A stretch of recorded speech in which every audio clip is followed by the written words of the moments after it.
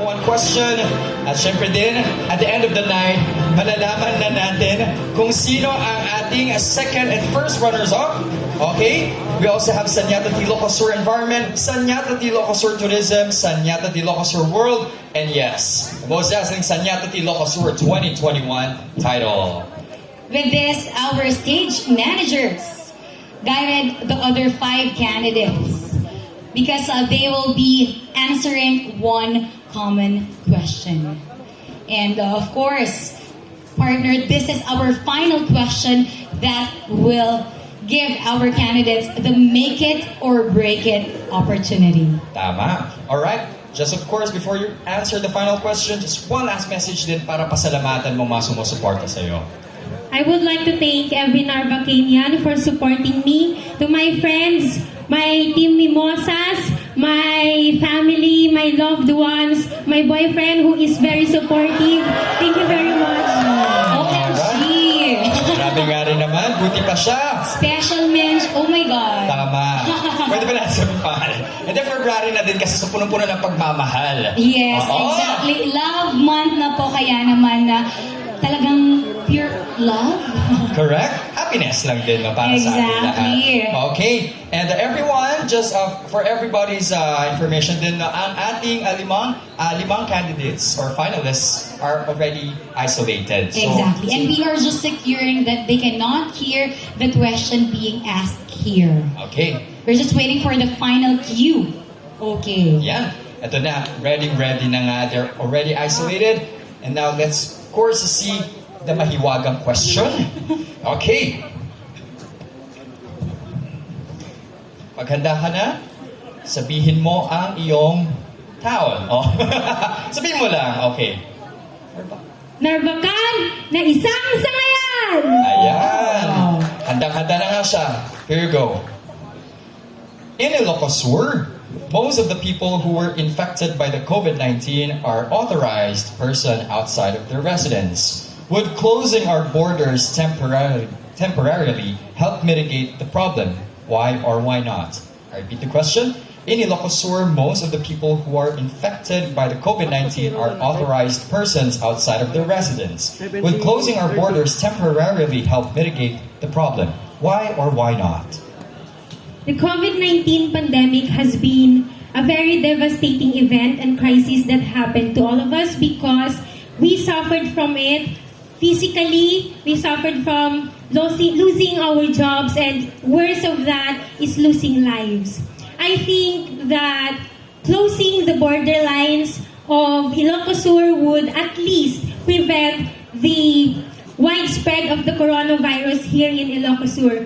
But I also believe that our government is very hands-on and they are very good in containing the virus within our municipality or within our province because, well, in fact, they have protocols and we as Ylocos Surians are following the protocols. And let us always remember that all together, if we pray with one another, this COVID pandemic, just as the sun rises in the east, this pandemic will one day come to an end. Thank you.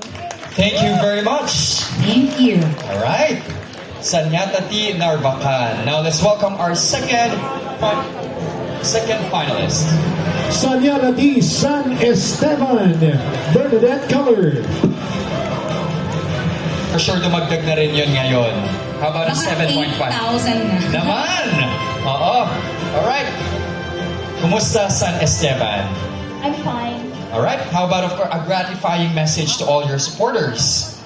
Thank you to those people who supported me all throughout this competition. I appreciate it so much. Alright. Very sweet indeed. And here is your question. In Ylocos Sur, most of the people who were infected by the COVID-19 are authorized persons outside of their residence. Would closing our borders temporarily help mitigate the problem? Why or why not? I repeat. In Ylocos Sur, most of the people who were infected by the COVID-19 are authorized persons outside of their residence. Would closing our borders temporarily help mitigate the problem? Why or why not? Well, in my perspective, closing the borders will help our province in Ylocos Sur because we people should be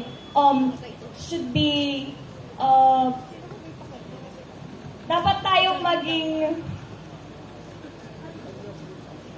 Ylocos Sur should be closed so that we people would be protected by this coronavirus. That would be all. Thank you. Thank you very much. Thank you. Saniata di San Esteban. Okay. Third finalist, Saniata, the Vegan City. please join us on stage. Maria Bianca Ako.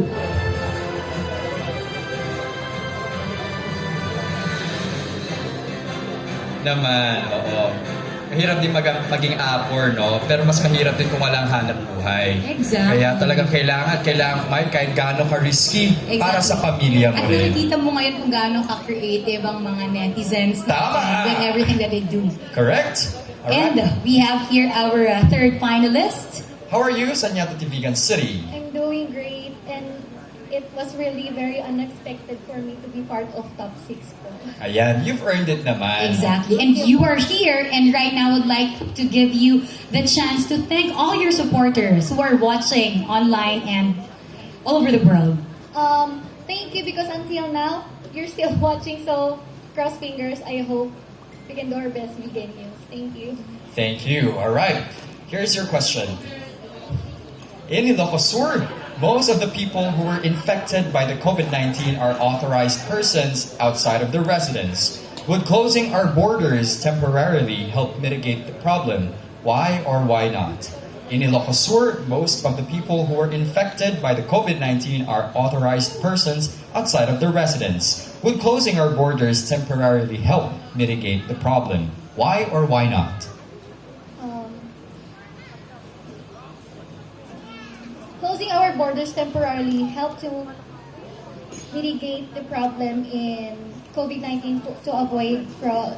In our place here in Ylocos Sur is really helpful and very probably could be useful for us because to avoid to increase the numbers of COVID patients, and it is also the right thing to do because to lessen, and we Ilocanos and to the people who is planning to go home, we have to discipline more, we have to follow the protocols as well, and we have to attain patience in ourselves. So someday we will get home, and let's wait and let's apply to ourselves to have the patience, and someday we will get back to normal and to have a normal life in this beautiful province of Ylocos Sur. Thank you and good evening. Thank you very much, Saniata di Vegan City. Our next finalist. Saniata, the MAGSINGAL, Nicole Kate Molina.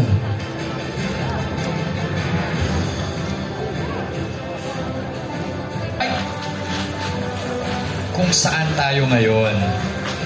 Dito na rin siya ngayon. Saniata di Magsingal. Alright. Kumusta? I'm very fine po. Okay. Kanina good. Great. Ngayon very fine na siya. Okay. Maganda yan. At eto na. We have here your final question. Or before that, sige, pasalamatan mo na din mga sumusuporta sa'yo to boost your confidence.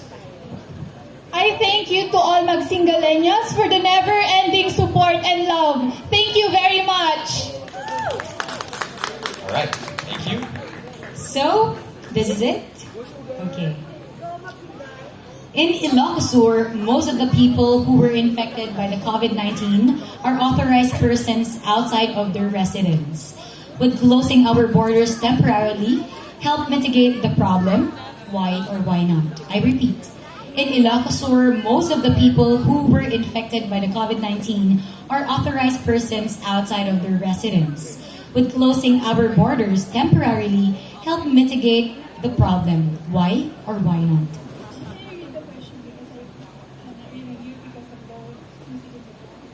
Oh, okay. Sure. Take all the time you need, but not all night long. Yes. Alright?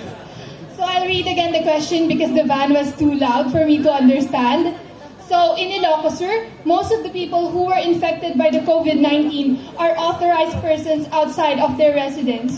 Would closing our borders temporarily help mitigate the problem? Why or why not?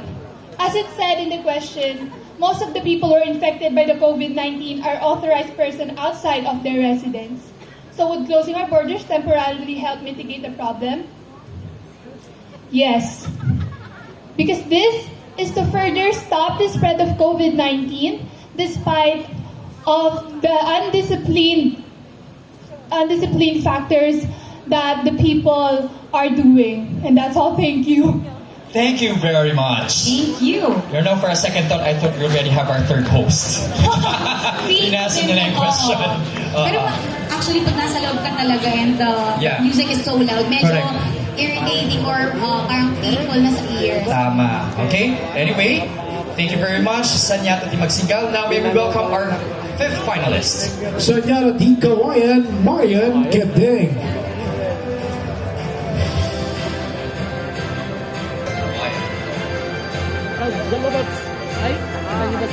Approaching is Saniata di CAOAYAN, ladies and gentlemen, and our netizens. Okay, kumusta ka?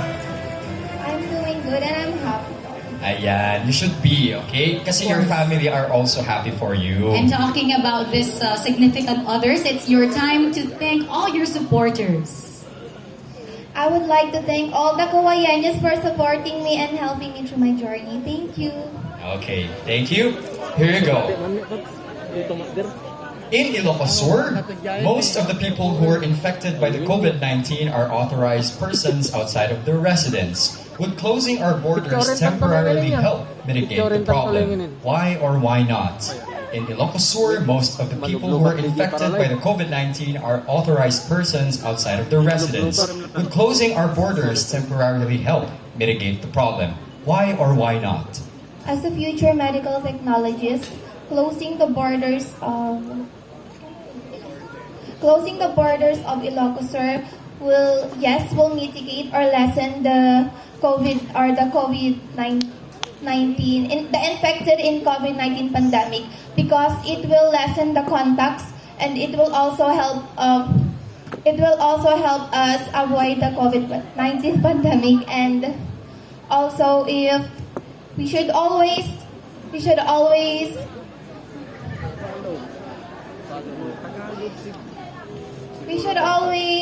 follow the protocols and safety guidelines of IATF, because it is for our own good, to save lives, to save humanity. Thank you.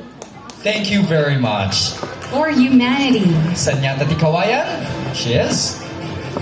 And now let's welcome our last finalist. Saniata di Gregorio del Pilar, Jennifer Andrada Reurin.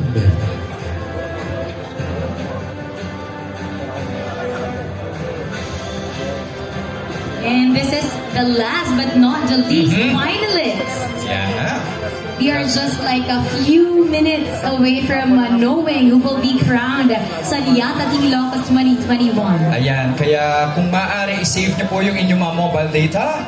Okay? Sa mga nakakonect pa sa ating mobile internet. Okay, how are you, Gregorio del Pilar?